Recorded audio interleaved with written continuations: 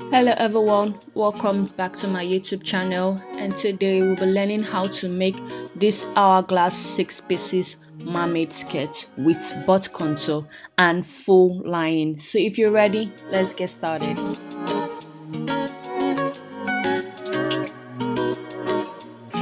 This is the measurements you need to draft the skirt. You need your waist circumference, the hip circumference, the knee length, the knee circumference, and the full length.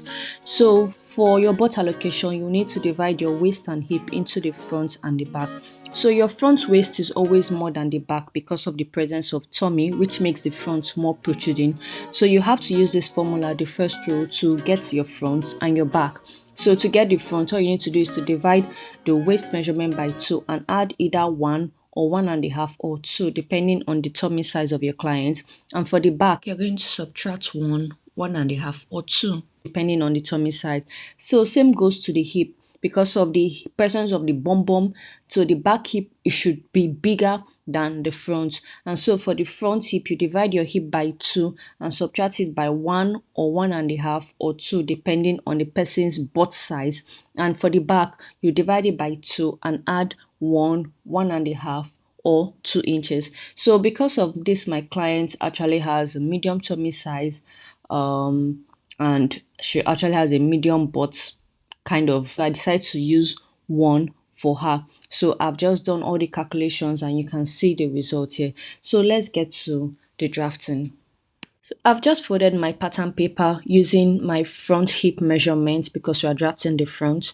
And the front hip measurement is 21. So 21 divided by 2 is 10 3/4. So after that, I'm going to reel a line, and this will be the beginning of my pattern and my waistline. From there, I'm going to mark my hip depth and also the knee length, which is 18 inches. So I'm just going to rule the lines. And after that, I'm going to mark the hip guideline of 1.5 inch above and 2 inches below in order to avoid having pointy. Then I'm going to mark her waist measurements on the waistline, and her front waist measurement is 19.25. So I'm going to divide that by 2 and mark it. Then I'm going to connect that to the hip guideline. And then for the knee, I subtracted her knee circumference from her hip circumference and I got 8 inches. So the knee has 6 sides. I'm just going to divide that 8 into 6, and I'll start by putting 1.5 on the side. So I'm just going to connect it to my hip guideline. So now let's turn this basic skirt to a 6 pieces skirt. To get the 6 pieces hourglass curve, all I'm going to do is I'm going to mark her nipple measurements divided by 2, and her nipple to nipple is 7.5. So 7.5 divided by 2 is 3.75. I'm going to mark that on my waistline. Then getting to the hip, I'm going to mark her full nipple to nipple measurement minus 1. So her nipple to nipple is 7.5. So minus 1, that will be 6.5. So I'm just going to mark 6.5 on the hip line. Remember, now we are trying to form the hourglass 6 pieces curve. We are not doing the regular straight 6 pieces curve, okay? So after marking that on the hip, then I'm going to go to the knee. And on the knee line, I'm going to mark her nipple to nipple measurement divided by 2. That's the same 3.75. So I'm just going to use the highest point of my pattern master. You can see the way I'm doing it. I'm taking it so high so that I can have a nice curves. So I'm just going to connect the waist to the hip, and then I'm going to turn it over to the other side so that the curve continues in a nice pattern. And I'm going to connect from the hip to the knee. So guys, look at the hourglass 6 pieces shape we have formed, okay? So this 6 pieces, trust me, always comes out better. So I'm just going to cut it so that you can see how it's being done. So I've already labeled it front so that I don't mistakenly take it the front for the back. And I'm also going to notch it so I know the top and the bottom. So now let's get to the back. For the back pattern, I'm going to mark her back hip measurement divided by 2, and her back hip is 23 from our calculation. 23 divided by 2, that will give me 11 and a half. So I'm going to mark 11 and a half plus 1 inch zip allowance. So that's what I'm going to mark, and I'm going to roll the lines. And after that, I'll roll a line at the top of my pattern paper to mark as the starting point of my pattern and also my waistline. And then from there, I'm going to mark her hip depth of 8 inches and also her knee length of 18 inches.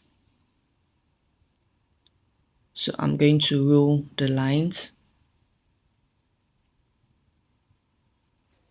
So this is going to be my zip part, and this side is going to be the side seam. For the butt contour, I'm going to mark 3 inches above and below the hip line. This will serve as our butt guideline. So on the waist parts, I'm just going to mark 1 inch here, and on the knee part, I'm going to mark 1 inch, which is the 1 inch meant for the center back knee side. So I'm just going to use this curved part to connect it. We are creating a bum bum room right now, okay? And then for the knee side, it's going to be a straight line, okay? Then after this, I'm now going to mark our 1 inch zip allowance. So I'm just going to mark 1 inch here, mark 1 inch, mark 1 inch here, 1 inch, and 1 inch. So I'm going to use a straight part to connect this. Use a straight part to connect these 3 lines. Then use the curved part to connect this. Good. So now this is your zip allowance. So now you can see that we have contoured our butts, making it look more defined. Like, can actually increase the butt contour for someone with bigger butts. Now I'm going to mark my back waist measurement, and my back waist measurement is 17.25 from our measurements. So 17.25 will be 8.5 plus this extra one here. So that will be this. Then I'm going to include our 1 inch dart allowance, okay? So for the hip line, as usual, you mark your guideline of 1.5 inch above and 2 inches below. And on our knee, as usual, we'll mark our 1.5 like we did at the front. So I'm just going to connect this using a straight line. And then for this part, I'm going to use a curve.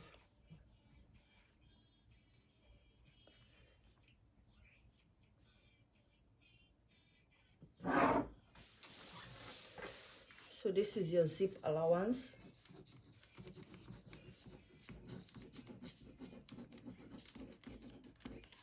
And this is your side seam.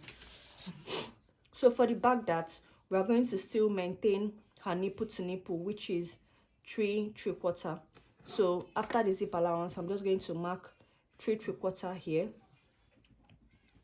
okay? And then on the hip side, I'm going to mark her nipple, full nipple measurement, which is 7.5. And on this part, I'm going to mark 4¾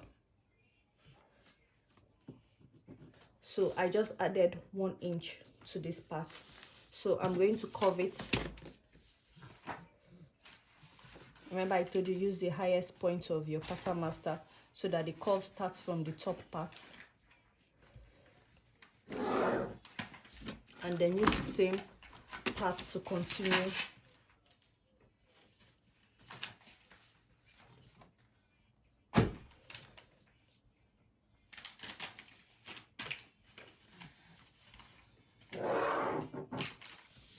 Okay, so now for the dart, I'm just going to mark 1 inch here for my dart, and I'm going to mark 3 inches above my hip line, and then I'm going to use this cuff part to connect these points to this for my darts. So this is going to be your darts. Okay, so now I'm just going to cut it. And don't forget to label here your back, okay, so that you don't use it for the front. So now I'm just going to cut it, and I'm also going to notch the zip allowance and make a notching on the top part so that I'll be able to differentiate the top from the bottom because they look alike. Okay, so this is your back pattern. So now let's get to cutting it with the fabric. I'll start by cutting the center front piece, and I've folded my fabric using 10.5. So on fold is going to be 21 inches. I want my 6 pieces to be 20 inches full. You can make yours fuller, you can make yours less. So I left ½ inch above the waistline and I measured the full length, which is 44 inches. So I had 1.5 inch left. So I'm just folding that 1.5 inch. I'll be using it as my folding allowance. Okay, so I'm just going to pin that and then mark my 10 inches I need for my flay wideness, and then I'm going to connect the knee side of the skirt to that 10 inches this way. Okay, and then I'm going to cut it, leaving ½ inch allowance for sewing. Okay, so after cutting it, this is how it looks like. So let's cut the back piece. For the back piece, I'm going to do the same. I folded my fabric using 11.5 inch. I added extra 1 inch for the zip, so I left ½ inch above the waistline, and then I folded my 1.5 inch for my folding allowance at the hem side, and then I'm just going to mark my 11 inches and connect it from the side of my center back to the hem of the 6 pieces. So I'm going to cut it, leaving the same ½ inch sewing allowance. And at the zip part, I'm not going to leave any allowance. I'll cut it because zip allowance is there, but I just cut it. I didn't cut out the 1 inch zip allowance. I added it to the flare. So now let's cut the side. To cut the side pattern, we won't be cutting it folded, okay? So we'll be cutting it open. So I'll start by marking my 1.5 inch folding allowance at the hem side, and I'm going to pin that. Then I'm going to mark the middle of my 20 inches, and I'm going to, which is 10, so I'm going to rule a line at the middle. So on this line, I'm going to place the middle of my pattern. Okay, so I just notched the middle of my knee pattern and I'm placing it directly on the line, and I'm going to pin it, leaving ½ inch above my waistline, ready to connect it to the hem for a flay.